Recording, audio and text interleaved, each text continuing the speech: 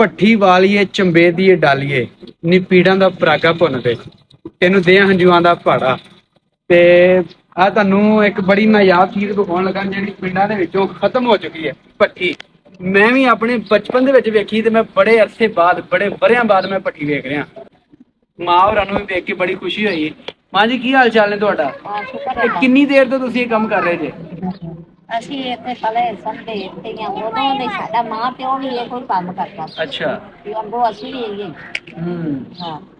ਤੇ ਇਹ ਹੁਣ ਤੇ ਪਿੰਡਾਂ ਦੇ ਵਿੱਚੋਂ ਭੱਠੀਆਂ ਮੁੱਕ ਗਈਆਂ ਨੇ ਸਾਰੀਆਂ ਨਾ। ਹਾਂ ਬਹੁਤ ਵਧੀਆ ਇਹਨਾਂ ਨੇ। ਹਾਂ ਕਿੰਨੀਆਂ ਪਿੰਡਾਂ ਵਿੱਚ ਹੈਗੀਆਂ ਤੇ ਇਹ ਕੀ ਲੈਂਦੇ ਜੀ ਤੁਸੀਂ ਦਾਣੇ ਭੁੰਨਣ ਇਹ ਦਾ? ਦਾਣੇ ਉਹ ਪੂਰ ਦੇ ਦੇ ਜਾਂਦੇ ਨੇ ਕੋਈ 20 ਰੁਪਏ। ਅੱਛਾ। ਤੇ ਕੋਈ ਵੀ ਜਿੰਨਾ ਕੋਲ ਨਾ ਪੈਸੇ ਹੋਣ ਉਹ ਦਾਣੇ ਦੇ ਜਾਂਦੇ ਨੇ। ਹਾਂ।